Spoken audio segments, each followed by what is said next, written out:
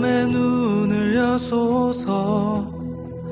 내 맘의 눈을 열어 주 보게 하소서. 주 보게 하소서. 내 맘의 눈을 여소서. 내 맘의 눈을 열어 주 보게 하소서. 주 보게 하소서. 주 이름 높이 들리고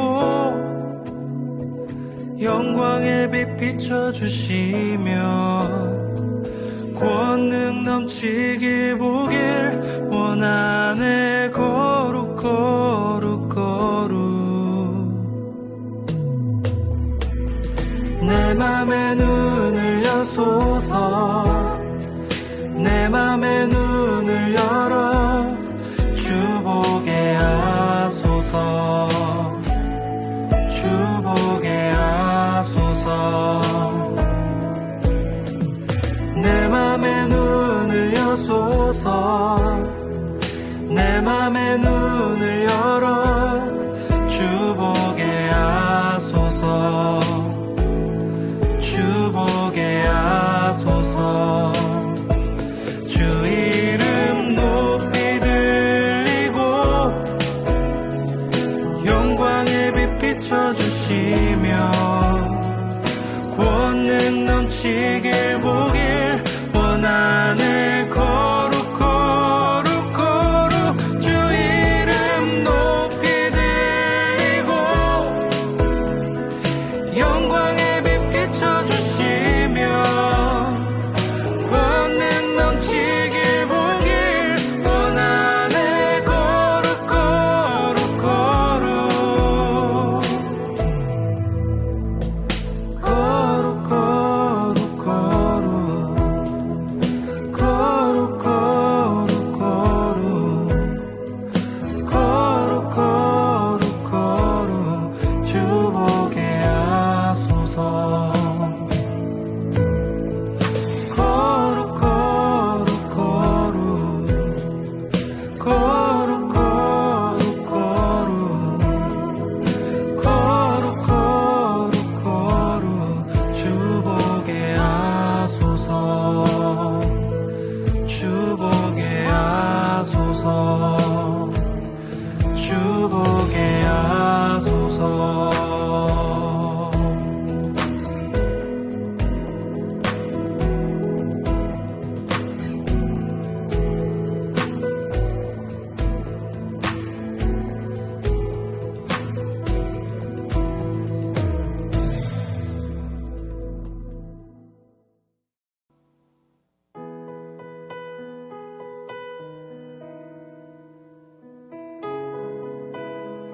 예수께서 다시 두로 지방에서 나와 시돈을 지나고 데가볼리 지방을 통과하여 갈릴리 호수에 이르시매 사람들이 귀먹고 말 더듬는 자를 데리고 예수께 나와 안수하여 주시기를 간구하거늘 예수께서 그 사람을 따로 데리고 무리를 떠나사 손가락을 그의 양 귀에 넣고 침을 뱉어 그의 혀에 손을 대시며 하늘을 우러러 단식하시며 그에게 이르시되 에바다 하시니 이는 열리라는 뜻이라.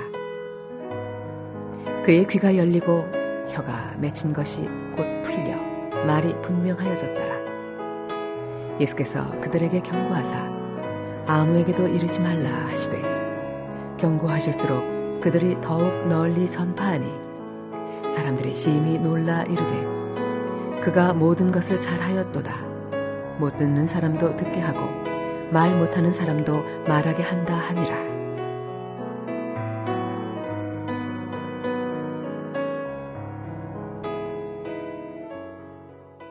여러분, 우리나라에도 최근 은둔형 외톨이 문제가 심각해지고 있다고 합니다. 6개월 이상 자신의 한정된 공간에서 외부와 단절된 상태로 생활하는 그런 사람들인데요. 사회 부적응이나 가족 갈등, 학업이나 취업의 압박, 실패 이런 원인으로 생긴다고 합니다. 하나같이 마음의 상처를 가지고 있고요. 세상에 대한 시선이 부정적이라는데 그 공통점이 있습니다. 자, 오늘 본문에 보면 그런 사람이 예수님을 만나는 이야기가 나옵니다. 어느 날 사람들이 어떤 사람을 예수님께 데리고 왔어요. 그 사람은 귀먹고 말 더듬는 사람이었습니다. 바로 청각장애인이죠. 당시에 수화도 없었을 거예요. 다른 사람과 의사소통도 어렵고 세상과 단절되어서 살아갈 수밖에 없던 그런 불쌍한 사람입니다. 그런데 예수님의 한마디 말씀으로 그는 새롭게 변화되어서 새로운 인생을 살게 되는 것입니다. 어떤 말씀이었습니까? 바로 에바다, 열려라. 이 한마디에 놀라운 역사가 일어납니다.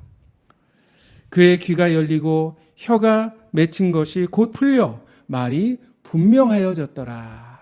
그렇습니다. 소리를 분명히 듣게 되었고 똑바로 말을 하게 되었습니다. 여러분, 하나님께서 누가 우리를 위하여 갈고 이렇게 부르셨을 때 이사야 선지자가 내가 여기 있사오니 나를 보내소서 그렇게 응답을 했습니다. 그때 하나님께서는 그가 가야 할 이스라엘의 백성들의 상태에 대해서 이렇게 말씀하셨어요. 저들은 눈이 있어도 보지 못하고 귀가 있어도 듣지 못하는 사람들이다. 나는 저들이 눈으로 보고 귀로 듣고 마음으로 깨달아 돌아와서 고침받기를 원한다. 여러분, 가장 불행한 것은 육체적인 장애가 아니에요. 바로 영적인 장애인 것입니다. 귀가 있어도 들을 수가 없고 눈이 있어도 볼 수가 없는 것입니다. 여러분, 하나님께서는 지금도 안타깝게 우리에게 말씀하고 계세요. 그런데 그 말씀을 듣지 못하는 인생이 얼마나 많은지 몰라요. 이 세상에는 정말 하나님의 영광이 가득합니다. 그런데 그 영광을 보지 못하는 사람들 너무나도 많습니다. 마치 은둔형 외톨이처럼 자기 세계 속에서 완전히 단절된 채 외롭게 인생을 살아가고 있는 것입니다. 여러분, 에바다, 열려야 합니다. 우리의 귀가 열려서 하나님의 세미한 음성을 들을 수 있어야 하고요. 우리의 눈이 열려서 하나님의 영광을 볼 수 있고 하나님의 능력을 바라볼 수 있어야 합니다. 굳게 닫힌 우리의 마음도 활짝 열려서 하나님의 그 크신 사랑을 느낄 수 있어야 하는 것입니다. 자, 어떻게 하면 에바다, 정말 열리는 역사가 일어날 수가 있을까요?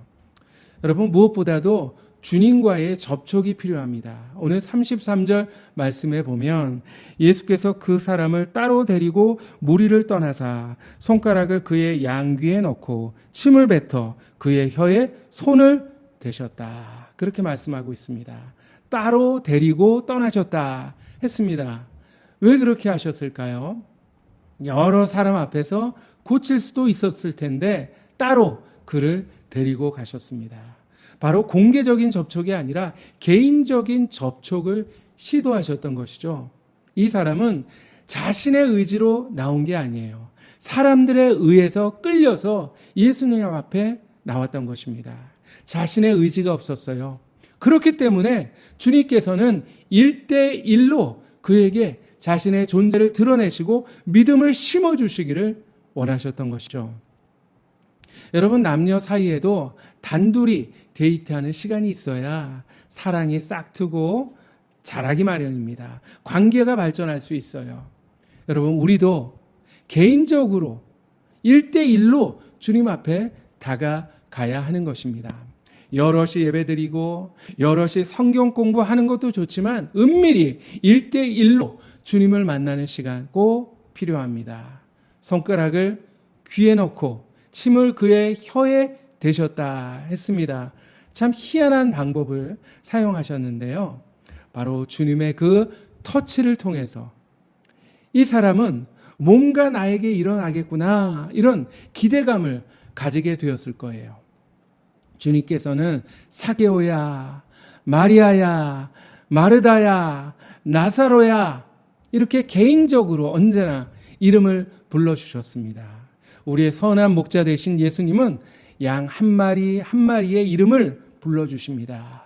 우리의 이름을 개인적으로 불러주십니다. 개인적으로 우리를 만나주시고 개인적으로 우리를 만져주십니다.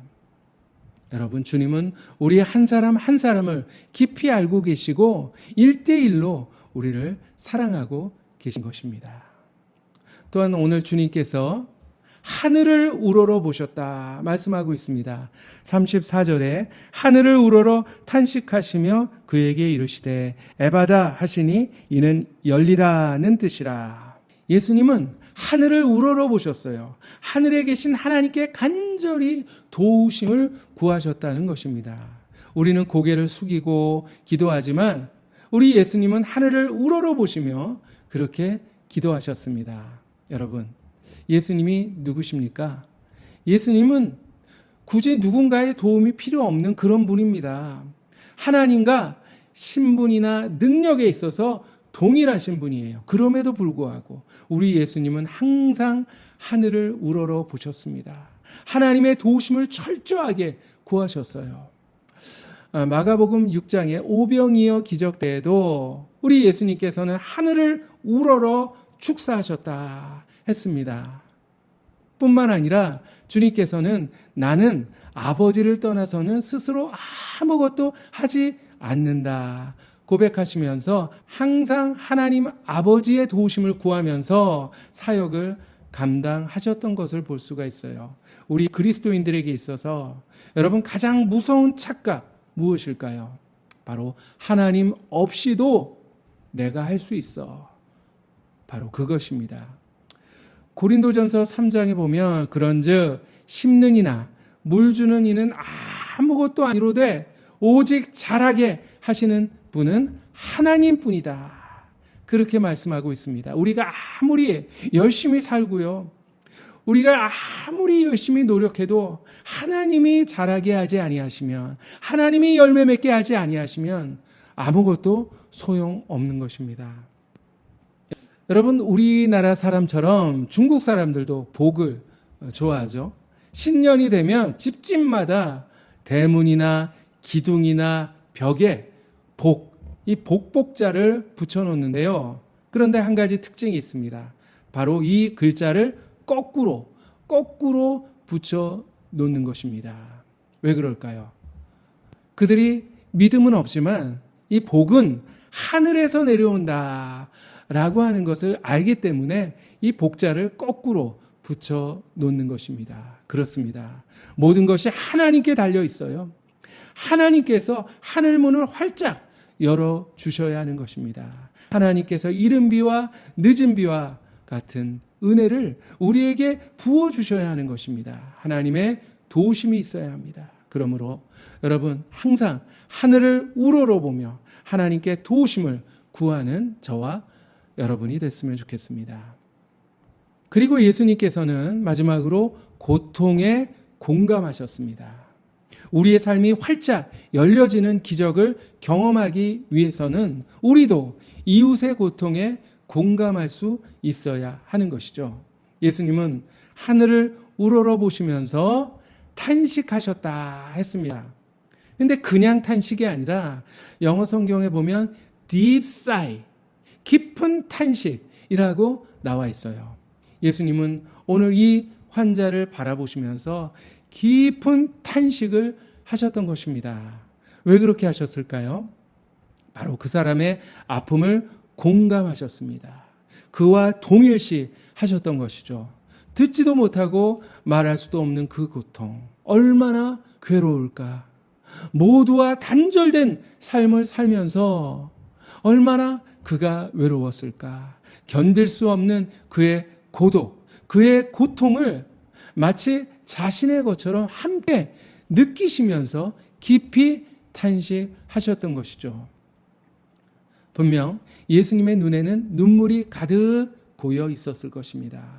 그냥 기계적으로 그를 고쳐주신 게 아니라 안타까워하시면서 그를 치유해 주셨던 것입니다. 여러분, 탈무드에 보면 이런 말이 있어요. 이웃과 고통을 더불어 함께 느낄 수가 있을 때 우리는 비로소 이웃의 고통을 치료하는 도구로 쓰임받을 수 있다. 이런 말입니다. 히브리서 기자는 히브리서 4장에 예수님을 대제사장으로 묘사하면서 이렇게 소개합니다. 우리에게 있는 대제사장은 우리의 연약함을 동정하지 못하실 이가 아니요 모든 일에 우리와 똑같이 시험을 받으신 이로되 죄는 없으시니라. 동정하지 못하실 이가 아니요. 이중부정. 이중부정은 강한 긍정을 이야기합니다. 반드시 우리의 연약함을 공감하신다는 거예요. 우리의 고통을 아시고 우리의 좌절을 아시고 우리의 눈물을 아시고 우리의 속상함을 우리의 답답함을 아시는 예수님이십니다. 어떤 사람이 병원에서 암 진단을 받게 되었습니다. 그날부터 이 사람은 완전히 달라졌어요. 성격도 난폭해지고요. 그리고 가족들에게 막 함부로 하고 이웃에게 막 욕도 퍼붓고 아무도 만나지 않고 그저 혼자 쓸쓸하게 지내기 시작했습니다. 그를 돕기 위해서 많은 사람들이 그를 찾아갔어요. 목사님도 찾아갔습니다. 그런데 욕만 먹고 쫓겨났어요. 상담사도 찾아갔고 친구들도 찾아갔지만 소용이 없었어요. 그런데 어느 날 동네 꼬마가 용감하게 그를 찾아갔습니다. 한 30분 만에 나왔는데 그 이후에 이 환자가 완전히 달라진 거예요. 태도도 부드러워지고 사람들도 만나기 시작합니다. 함께 대화를 나누고 깔깔 웃기 시작합니다. 의사가 너무나도 이상해서 아니 저 사람이 어떻게 저렇게 변할 수 있었을까. 그래서 그 꼬마를 붙들고 물어봤어요. 너 도대체 어떻게 한 거니? 그러자 꼬마가 저요? 그냥 아저씨와 함께 울었는데요. 그렇습니다. 환자의 아픔과 절망을 함께 느끼면서 울었던 그 순간 바로 그 환자의 마음이 치유되었던 것입니다. 여러분, 십자가 위에서 예수님께서 우리의 모든 고통을 함께 느껴주셨고 그래서 우리가 치료될 수가 있었습니다. 사랑하는 성도 여러분, 오늘 본문에 나오는 사람처럼 꽉 닫힌 이 세상 속에서 듣지 못하고 말하지 못하고 답답한 마음을 안고 살아가는 그런 외로운 인생 너무나도 많습니다. 그런 자들을 우리 주님께서 바라보시면서 깊은 탄식을 하고 계십니다. 그리고 그에게 다가가셔서 그를 어루만져 주십니다. 만약 그 손길을 받아들일 수만 있다면 여러분, 우리도 얼마든지 치유될 수 있고요. 에바다 활짝 열린 인생을 살아갈 수 있게 될 것입니다. 열린 귀로 주님의 음성을 들을 수가 있고 열린 입으로 주님을 담대히 부르짖을 수가 있고요. 그리고 열린 마음으로 이웃을 향해서 다가갈 수 있게 될 것입니다.